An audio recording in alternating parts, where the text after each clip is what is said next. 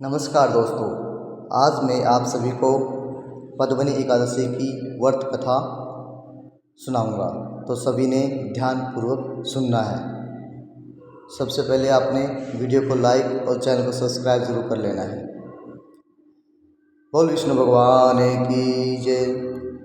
त्रेता युग में महिष्मतीपुरी के राजा कृतवीर्य थे।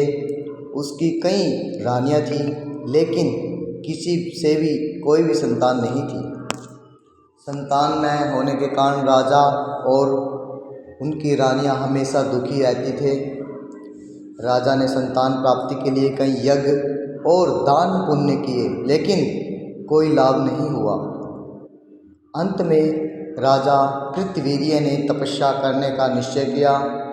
उनकी बड़ी रानी पद्मिनी भी उनके साथ वन में तपस्या करने चली गई। दोनों ने गंधमादन पर्वत पर हजारों वर्ष तक कठोर तपस्या की, लेकिन फिर भी उन्हें सफलता नहीं मिली। राजा का शरीर केवल हड्डियों का ढांचा रह गया था।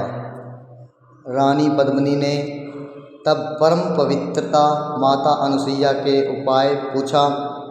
हे देवी, मेरे स्वामी ने 10,000 वर्ष तक तपस्या की है, फिर भी भगवान प्रसन्न नहीं हुए।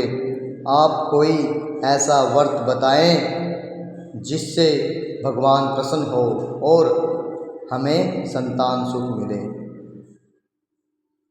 माता अनुसुईया ने रानी को बताया, मलमास 3 वर्ष में एक बार आता है। इस मास में आने वाली शुक्ल पक्ष की एकादशी सभी मनोकामना को पूर्ण करने वाला है। इस मास के स्वामी स्वयं भगवान विष्णु हैं। तुम इस एकादशी का व्रत पूरे विधि विधान से करो, तुम्हें अवश्य ही संतान सुख मिलेगा। माता अनुसुईया के कहे अनुसार रानी पद्मिनी ने अधिक मास की शुक्ल पक्ष की एकादशी का अत्यंत श्रद्धा और नियमों के साथ व्रत रखा। उन्होंने निराहार रहकर रात्रि जागरण किया और भगवान विष्णु की पूजा की। रानी के इस कठिन व्रत से प्रसन्न होकर भगवान विष्णु गरुड़ पर सवार होकर प्रकट हुए। भगवान ने रानी से वरदान मांगने को कहा। रानी पद्मिनी ने बड़पन दिखाते हुए कहा कि हे प्रभु, यह वरदान आप मेरे पति को दीजिए। भगवान विष्णु ने राजा कृतवीर्य से कहा, हे राजन, मैं तुम्हारी पत्नी से इस पद्मिनी एकादशी व्रत से अत्यंत प्रसन्न हूँ। मांगो, तुम्हें क्या वरदान मांगना है।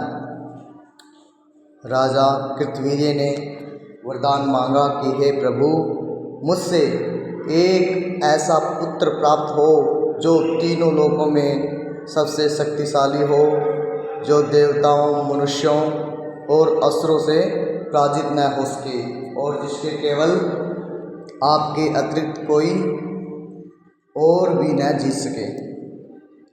भगवान विष्णु ने तथास्तु कहा और अंत ध्यान हो गए। समय आने पर रानी पद्मिनी ने एक अत्यंत तेजस्वी और पराक्रमी पुत्र को जन्म दिया, जिसका नाम कार्तवीर्य अर्जुन सहस्त्रबाहु रखा गया। वह जिसका नाम कार्तवीर्य अर्जुन सहस्त्रबाहु रखा गया, वह इतना शक्तिशाली था कि उसने लंकापति रावण को भी बंदी बना लिया था। जो भी मनुष्य इस पवित्र कथा को सुनता है, वह पढ़ता है, उसे कभी यज्ञों के समान पुण्य प्राप्त होता है। यह व्रत संतान सुख, कीर्ति और अंत में मोक्ष को प्राप्त होता है। भगवान विष्णु उनकी सभी मनोकामना पूर्ण करते हैं जो भी पद्मिनी एकादशी का व्रत करते हैं।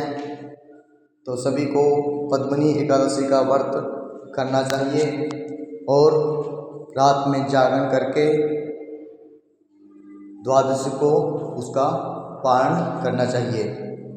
बोल विष्णु भगवान की जय।